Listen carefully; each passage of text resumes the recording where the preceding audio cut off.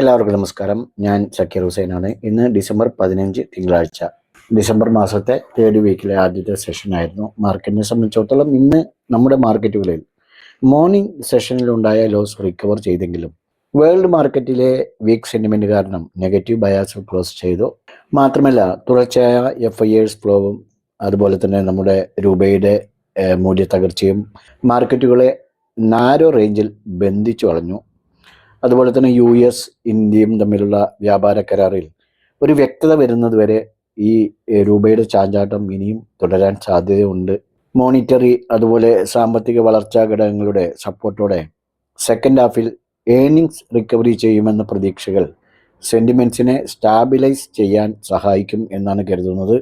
ഇനി മുന്നോട്ട് പോകുമ്പോൾ മാർക്കറ്റ് മൊമെന്റം മൂല്യനിർണ്ണയത്തെ അടിസ്ഥാനമാക്കിയുള്ളതല്ല, മറിച്ച് ഏണിങ്സിനെ അടിസ്ഥാനമാക്കിയുള്ളതായിരിക്കുമെന്നാണ് പ്രതീക്ഷിക്കുന്നത്. മറ്റൊന്ന്, ആഗോള പണലഭ്യത പ്രതീക്ഷകളെയും നെക്സ്റ്റ് വർഷം അതായത് 2026 ഇൻട്രസ്റ്റ് റേറ്റ് വ്യൂസും രൂപപ്പെടുത്തുന്ന US CPI ഇൻഫ്ലേഷനും അൺഎംപ്ലോയ്മെന്റ് ഡാറ്റയും ഉൾപ്പെടെയുള്ള പ്രധാന എക്കണോമിക് ഇൻഡിക്കേറ്റേഴ്സിനൊക്കെ വേണ്ടി ഇൻവെസ്റ്റേഴ്സ് വെയിറ്റ് ചെയ്യുകയാണ്. ഇന്നത്തെ സംബന്ധിച്ചിടത്തോളം നിഫ്റ്റി സെഷൻ നെഗറ്റീവ് ഫൂട്ടിൽ സ്റ്റാർട്ട് ചെയ്തു. 25,900 ഇതിനു സമീപം പ്രധാന ഇൻട്രാഡേ സപ്പോർട്ട് സോണിനെ വീണ്ടും ടെസ്റ്റ് ചെയ്തു. ഇവിടെ ഹൈ പുട്ട് ഓപ്പൺ ഇൻട്രസ്റ്റ് ഉണ്ടായിരുന്നിട്ടും നിഫ്റ്റി ഹെവി വെയിറ്റുകളിൽ നിന്നുള്ള സെല്ലിംഗ് പ്രഷർ കാരണം അവിടെ തന്നെ ഈ ഒരു റേഞ്ചിൽ തന്നെ കൺസോൾട്ടേഷനായി.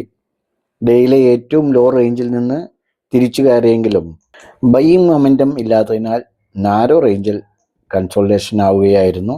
കണ്ടിന്യൂ ആയി 26,050, 26,100 ഈ ഒരു സോണിൽ വെച്ച് മാർക്കറ്റ് റിക്കവർ ചെയ്യുന്നതിൽ തടസ്സം ഉണ്ടാക്കി.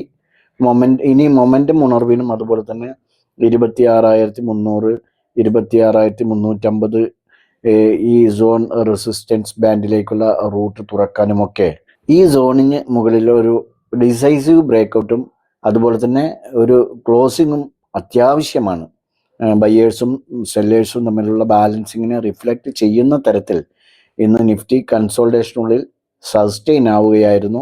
25,900 ഹോൾഡുകൾ ഉള്ളിടത്തോളം കാലം സ്ട്രക്ചർ കൺസ്ട്രക്റ്റീവ് ആയി തുടരും എന്നാണ് കരുതുന്നത്. അടുത്ത ഡയറക്ഷൻ വ്യക്തമായ റേഞ്ച് റെസൊല്യൂഷന് ശേഷം മാത്രമേ ഉയർന്നു വരാൻ സാധ്യതയുള്ളൂ എന്നാണ് കരുതുന്നത്. സെൻസെക്സിനെ സംബന്ധിച്ചിടത്തോളം 54 പോയിന്റ് ഇടിഞ്ഞ് 85,213 ക്ലോസ് ചെയ്തിരിക്കുന്നത്. നിഫ്റ്റി ആണെങ്കിൽ 19 പോയിന്റ് മാത്രമേ ഇന്ന് നെഗറ്റീവായിട്ടുള്ളൂ. 26,027 ക്ലോസ് ചെയ്തു. ഒരു ഫ്ലാറ്റ് ക്ലോസിംഗ് ആണ്. എന്നാൽ ഇന്ന് ബാങ്ക് നിഫ്റ്റി പോസിറ്റീവിലാണ് ക്ലോസ് ചെയ്തിരിക്കുന്നത്. 71 പോയിന്റോളം ഗ്രീനിൽ ക്ലോസ് ചെയ്തു. അതേസമയം ബാങ്ക് നിഫ്റ്റിയുടെ പിന്നാലെ പോകുന്ന ഫിൻ നിഫ്റ്റി ഇന്ന് റെഡിലാണ് ക്ലോസ് ചെയ്തിരിക്കുന്നത്. 69 പോയിന്റ് നെഗറ്റീവിലാണ് ഫിൻ നിഫ്റ്റി ക്ലോസ് ചെയ്തിരിക്കുന്നത്. ഇനി ബ്രോഡർ മാർക്കറ്റിലേക്ക് വരികയാണെങ്കിൽ നിഫ്റ്റി മിഡ് ക്യാപ്പ് സ്ലൈറ്റ്ലി റെഡിലാണ് ക്ലോസ് ചെയ്തിരിക്കുന്നത്. ഒരു ഫ്ലാറ്റ് ക്ലോസിംഗ് ആയിരുന്നു. എന്നാൽ സ്മോൾ ക്യാപ്പ് അതേപോലെ ഫ്ലാറ്റ് ഗ്രീനിലാണ് ക്ലോസ് ചെയ്തിരിക്കുന്നത്. സെക്ടറൽ വൈസ് നോക്കുകയാണെങ്കിൽ നിഫ്റ്റി ആട്ടോ ഇൻഡെക്സ് ആണ് ഏറ്റവും കൂടുതൽ ഇന്ന് ലോസ് ആയത്.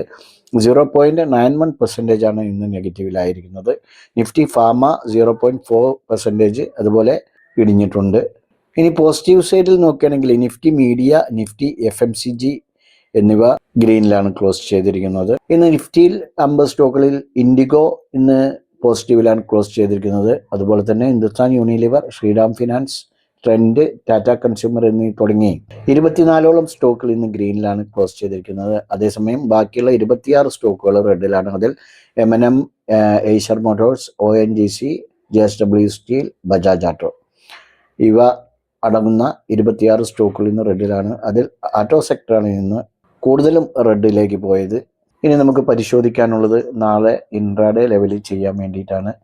നമ്മുടെ 2 ദിവസമായി വീഡിയോ ചെയ്യുന്നില്ല. കാരണം ഞാൻ നിങ്ങൾക്ക് എൻ്റെ പ്രീവിയസ് വീഡിയോകൾ നോക്കിയാൽ മനസ്സിലാവും, സംസാരം വളരെ കൊഞ്ഞുന്ന രൂപത്തിൽ, എന്താ പറയുക, അതിന് ഒരു അതായത് സ്ഫുടത ഇല്ലാത്ത രൂപത്തിൽ നാവിൻ്റെ തലപ്പത്തൊരു പുണ്ണ് വന്നതുകൊണ്ട് പല്ലിൽ തട്ടുമ്പോൾ വല്ലാത്തൊരു വേദന. അതുകൊണ്ട് ഇന്നലെ വീക്കിലി വീഡിയോ വരെ ചെയ്യാൻ കഴിഞ്ഞിട്ടില്ല.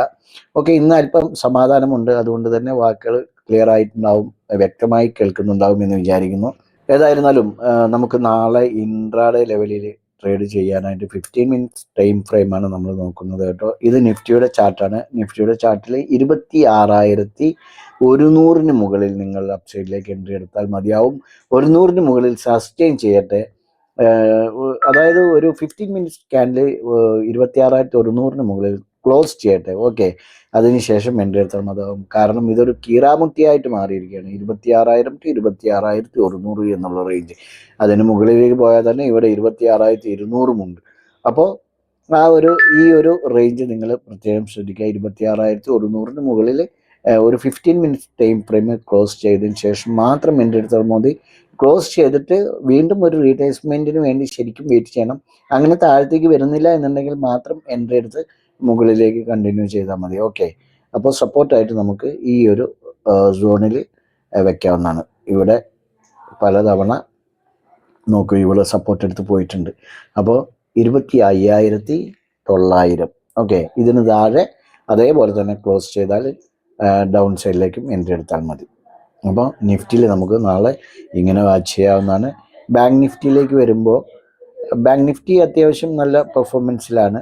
ആൾ ടൈം ഹൈ ഒക്കെ ക്രിയേറ്റ് ചെയ്തിപ്പോൾ അല്പം താഴത്തേക്ക് വന്നു എന്ന് മാത്രം. 59,540 മുകളിൽ ക്ലോസ് ചെയ്യുകയാണെങ്കിൽ എൻട്രി എടുത്ത് പോകാട്ടോ മുകളിലേക്ക്. ഡൗൺ സൈഡിലേക്ക് വരുമ്പോൾ 59,230. ഓക്കെ, അപ്പോൾ ഈ രണ്ട് സപ്പോർട്ട് ആൻഡ് റെസിസ്റ്റൻസ് സോണുകളും ബാങ്ക് നിഫ്റ്റിയിലും നിങ്ങൾക്ക് വാച്ച് ചെയ്യാം. ഈ രണ്ട് ഇൻഡെക്സുകളും നിങ്ങളുടെ ട്രേഡിംഗ് പ്ലാറ്റ്ഫോമിൽ ആഡ് ചെയ്യുക. ഈ സപ്പോർട്ട് ആൻഡ് റെസിസ്റ്റൻസ് ലെവലുകൾ വരയ്ക്കുക. നാളെ ഇവ ബ്രേക്ക് ഔട്ട് ചെയ്യുന്നുണ്ടോ, ക്രോസ് ആൻഡ് ക്ലോസ് ചെയ്യുന്നുണ്ടോ എന്നുള്ളത് നോക്കുക. ഉചിതമായ സമയമാണെങ്കിൽ എൻട്രി എടുത്ത് പോകുക. ഞങ്ങളൊരു വീഡിയോ എഡ്യൂക്കേഷൻ പർപ്പസിന് വേണ്ടി മാത്രമാണ്. നാളെ നല്ലൊരു പ്രോഫിറ്റബിൾ ആവട്ടെ എന്ന് ആശംസിച്ചുകൊണ്ട് നിർത്തുകയാണ്. ബൈ.